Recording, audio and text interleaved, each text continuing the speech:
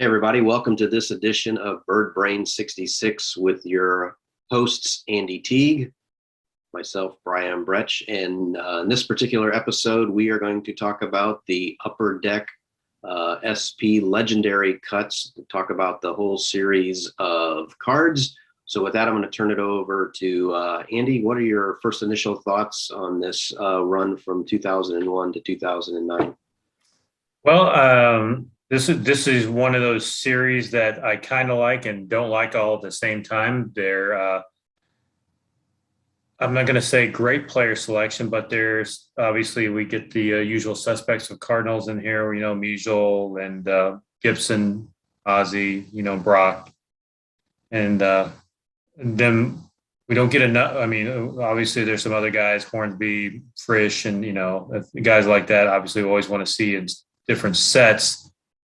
But there's a lot of repetitive players each year. One thing I don't like about it, because there's so many great Cardinals over the history of the organization. So a lot of guys continuously get left out, and no matter what, whether it's Topps or Upper Deck or whoever is producing card sets. So that's probably the thing that I don't like about this particular run, because we start off with a lot of obviously legendary Cardinals, and we end up with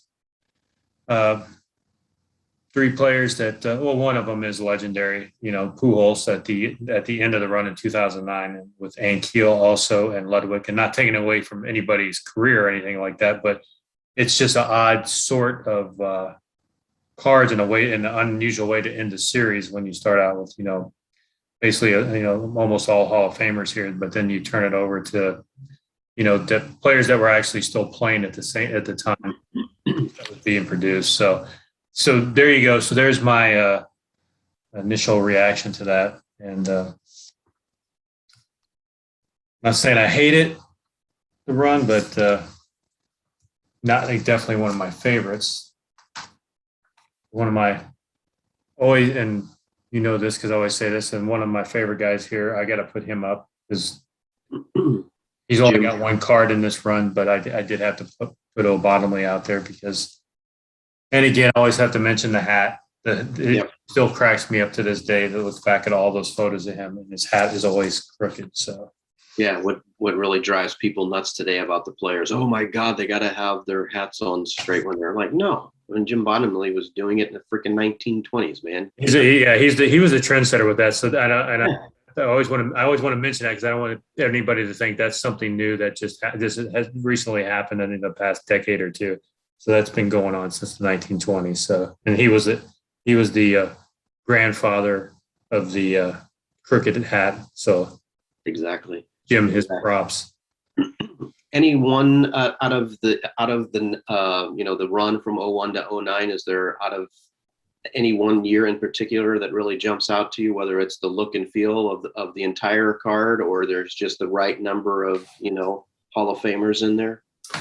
Well, probably from the one 03 that I just showed, because that is the one where they actually did something that kind of made sense to me, because they had the induction year of each player at the bottom of the card to the National Baseball Hall of Fame. So just put that up there for the Fordham Flash right there, so everybody can see that. So I did like that, because to me that makes sense. And they could have went with something like the next year could have been a Cardinals Hall of Famers, the Red Jackets, things of that nature. To me, I don't think a lot of thought sometimes goes into these sets that people have made, or the people that are in production of these things. So hopefully the folks at Fanatics are going to listen and move forward in the right direction in the very near future with what they do, or even Topps, while they're closing out their run, maybe do a couple things. I'd like to see them do and finish up strong, with the time that they have left with the baseball card market.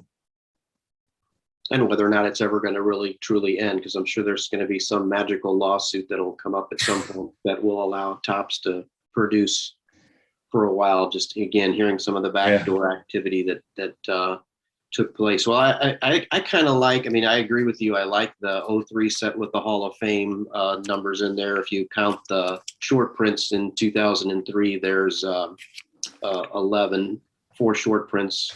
But I really like the O2 set. I like the sepia tone look to them. And if you look at the back, instead of having stats, it's got, just a line about the career numbers there. But it also really gives a good little player bio. And that just really stands out to me. I like that. Although we always have this discussion that I don't know why, again, this is just somebody not doing their homework. But I love Roger Hornsby. But for the love of God, he's in a St. Louis Browns uniform. Look at the hat. He's not even in a Cardinals uniform, but we're going to associate him with, Oh, it's funny you brought that up, because I just had that same card with the card from '01 on here. So I just get ready to point that same thing out. But here's another good thing, that's something you could have done too. Here's what, looked like then, or maybe at a Hall of Fame game or whatever, and you got them at the latter part of their life or their career or whatever. So that, there's so many different ways and so many different thought processes in ways they could have actually done a lot of these sets or do sets in the future. Here's one of my all-time favorites, and this, and you may be getting ready to show this, but this is a shot that I've talked about before of the captain, Terry Moore. In fact, he may have been the last ever captain of the Yes. But anyway, I love it. I know that it's a posed shot, but look at the way he's using his hand to block the sun. Again, this is from that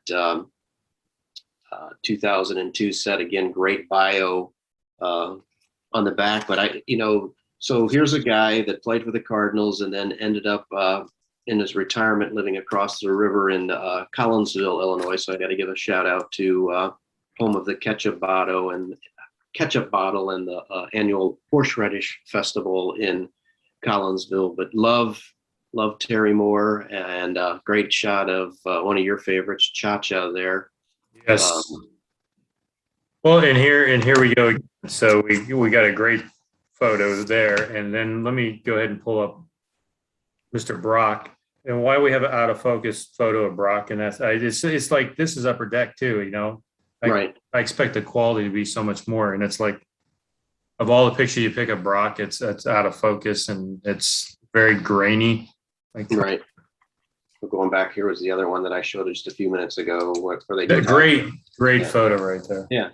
So, you made a good point before we started recording, and then I just, and you mentioned fanatics coming into play here in the cards. But, if we're going to start doing these, we mentioned, you and I, about doing the stuff with the Hall of Fame. Why don't you start out with something going back in the day with TCMA?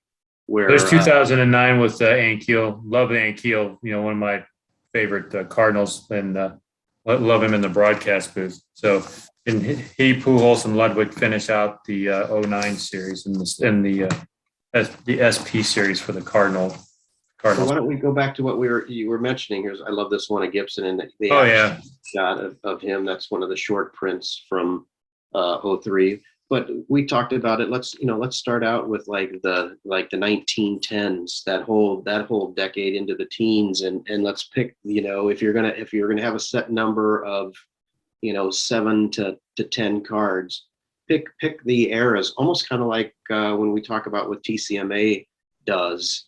I like that, but have a better quality and a better stock card coming out of someone like Upper Deck, who did really put the turn the corner and really made everybody take a big giant step back when they burst onto the scene in 1989 with their first set. I mean, with the crisp shots and just the way they went about it. And that it just seems like at times with this set, it was like, hey, let's just get an intern or somebody who really didn't know anything about a lot of the teams, unless it was the Red Sox, Yankees, or somewhere on the East Coast. That there's no reason why there should be in this whole run 6 or 7 Musial cards or 5 or 6 Brocks. Again, we love them. I love having as many of those different cards of those guys in my set. But at the top, before we started recording, I mean, we're missing Burley Grimes and Jimmy Wilson and Grover Cleveland Alexander. Going back to your point of starting out in the 20s. Miller Huggins. I mean, there's so many different people. Icebox Chamberlain. I want to throw Icebox Chamberlain out there when was it back in the Perfectos, but still something like that. Let's really go back to the beginning of the organization. throw some guys out there as well, you know. Yeah, I've always stumped really hard for Bill Sherdell to be in the Cardinals Hall of Fame with his I think still ranks as number 4 in all-time wins and never gets a sniff by the Red Ribbon Committee. Should be, member, have a red jacket. A lot of people just said who when you said that name, Brian. So no, I know, and that's one. Or your favorite guy going into the 70s and then into the 80s. Bob Forsch could have been on here with 2 no-hitters. I mean, oh my God, yeah, it's insane. Steve Carlton, McCarver, Julian Javier, Dick Road. I mean, tons of choices, and again, it baffles us. When I say that, I'm talking to the people who are watching this, that it baffles Andy and I that, again, the choices. I'd love to have 1,000 Bob Gibsons, but I wouldn't. I mean, it to the point of we're leaving out Ted Simmons, we're leaving out Tim McCarver, and we're leaving out Kurt Flood. I mean, yeah. The great thing, you just showed Terry Moore. I mean, I can only think of a handful of Terry Moore cards that are even out there and available. Right. So and there's a lot of guys like that, happening. What you said, a TCMA set back from back in the day, or the Conlon set back, in the 90s, one of those sets.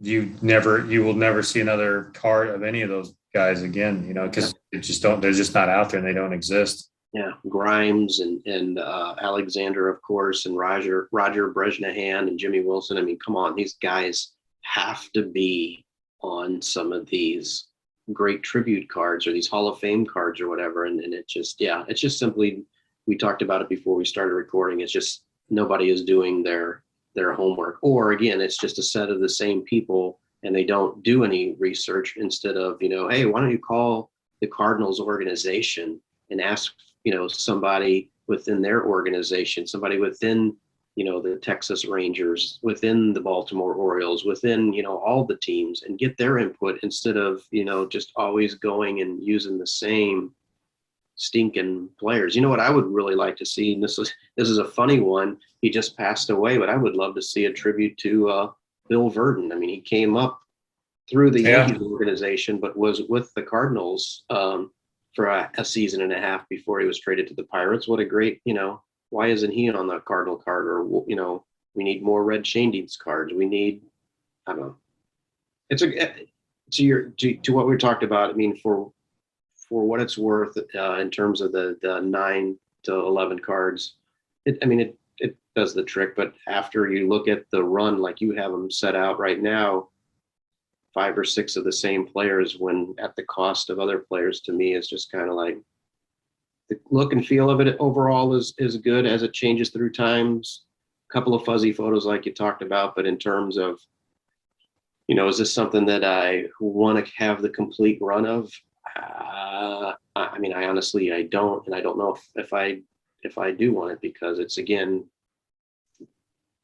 do I want every single Stan the Man card that's out there? Yeah, but when it comes to something like this where there isn't much thought process in it, it gets kind of, when you're into collecting as much as Andy and I are, it gets to be frustrating, I think. I think that's probably part of our problem too, though, because we have so many in our collection and so many, we've seen so many, and we also, what we've seen too is so many of the same photographs used over and over again on different series of cards. It's like, say, can we please get a different photo of that guy? Because, I know there's had to be another photo than the one you're particularly showing, and that's like. Well, that's why I love that particular one of Terry Moore. Again, there aren't many cards of him out there, but even that whole style of card, I've never really seen anybody really do that. Even going back to, some of the cards in the 30s and in the 40s where, if it was an infielder play or an outfielder play, sometimes they just had the player, jump up in the air and make it look like they're trying to, catch a ball. Well, you just made me think of something, what they could have done. I don't know if he ever met the actress Terry Moore, but you could have had like the 2 Terry Moores, like they did with the 2 Hal Smiths. So that would say something like that, stuff like that. Now that's a cool idea, a cool card. Get them out of it, out of the environment and somewhere, a little bit different. Throw that on a card, because I love seeing different, different players, on cards that are together, not where it's like, oh, let's have a little photo of Stan here and a photo of somebody else here. Let's actually get the photo of them together. Like, a good example is like Pinnacle did the Mantle Musial. There's one Mantle Musial card there. Great card. Love to see more of Ted Williams and Musial together. Things, when back those guys back in the heyday when they're at the All-Star games together and those photos are taken. Let's throw those kind of cards out when they're actually in the same photo instead of like separate photos. Just like exactly. Or and we have this card in a TCMA collection. Having some of the great second base and shortstop, some of the great double play combinations. Put your shortstop, your second baseman, and your first baseman. I love the card of Marty Marion, which he should be in this legendary set. But the card that we have of Shane Deans and Marty Marion together is cool. And depending on whatever year that was, throw the first baseman on there. Whether towards the end, it was obviously Stan, but this was shot. This card was taken in the 50s, so it's like let's go ahead and do that, or let's put together a card that has Ozzie, Tommy, and George Hendrick on it, or Ozzie, Tommy, and Keith Hernandez on there, something like that. You just brought up a good point. You just reminded, as it go back in time and opening card packs and stuff, and go back like when they did the Smith brothers with Ozzie and Lonnie on the card. Fleer started out with that kind of concept, but they went away from it. Stick with that.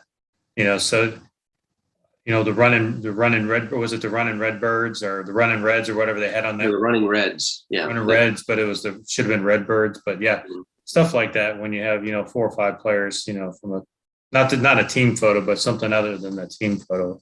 So right, yeah. Again, not my favorite series of upper deck cards, but still there's some good cards in there. Like you said, when you get Terry Moore in there, Jim Bottomley, some of the guys that don't get mentioned as often, but they were integral parts of the Cardinal organization. I like to give them a little shout out every time we can. Well, thumb through your card, that set really, your run really quickly. It seems like, again, is it where each year there's one guy that gets a little bit of love and that's it? We're looking at Boyer, I think in 01, the 02 set looks like. Well, Brian, let's just go ahead and take a look at Ultimate Laziness real quick in this card set, just from 2001 and 2002, just because I got to point it out. And just what we were talking about, the same photos. Well, how about 2001 and 2002? For God's sake, can we pick a different photo of Musial? And we're going back years. For crying out loud. Yeah. And I haven't seen that one very often, but there's 1,000 photos of him that are much better than that. Well, I can understand. Okay, I used it once, but you know what? Next year, hey, let's use the same photo. What? Come on. It's just, again, ultimate laziness. That's all I have to say about that.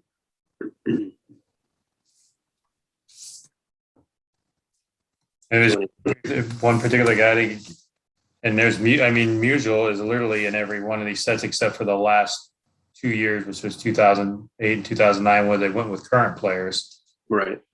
But it's Musial is every one of those years, and then we got Brock Gibson, of course. Like you said, and Ozzie.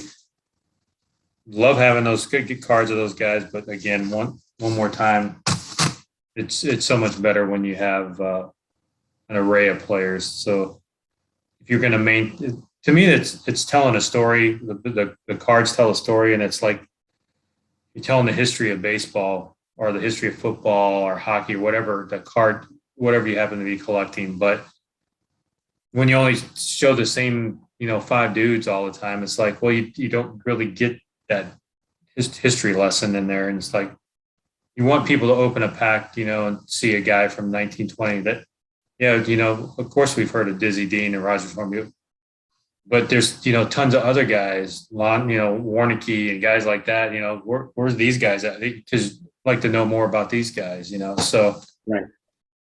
Well, just my soapbox on that. So no, I know. I mean, now it's going to be say a joke. We sound like two old men. well, we bitching. are. So there you go. Like We're my we're not quite the guys on the Muppet Show, but there you go. right. But did you like my reference there? I kind I of did. to Moon River. Yes. Two old men. Okay. Well, hey, what about Wally Moon? There you go. There. Oh my God, yeah. No, Oh, there's just tons of them. And yeah. so anyway, just we'll stop because I'm sure at some point now people are like going, these guys just need to give it a rest and end this particular. But I am gonna. Oh, I want to give a shout out to the Beatles documentary, Let It Be, on Disney Plus, because you and I talked about that earlier. If you haven't seen it, and you can withstand 8 hours of the Beatles, to check it out because it's really awesome. Yeah, So, love it. All righty, well, everybody, with that, we'll get ready to close. Thanks for watching this episode. We'll find one that's more upbeat for Andy and I. Again, we do enjoy it and do enjoy talking about sets, but as much as we like to always talk about our favorites, we also know we need to throw a little variety in there and complain now and then about what some of the faults of some of the other ones. So with that, Andy, I'll test your brain power again. Would you like to close with where people can find us? yeah, at this YouTube channel, BirdBrains66, BirdBrains 66 on Twitter, Facebook, Instagram, Polaroid, or what, all those different places. So yeah, we're everywhere. That's right. Polaroid's not a site yet, or not a. I was going to say we're also by carrier pigeon too, if you want it that way. All righty, ladies and gentlemen. Well, we appreciate it as always. Thanks, and we'll see you on the next recording. Thanks.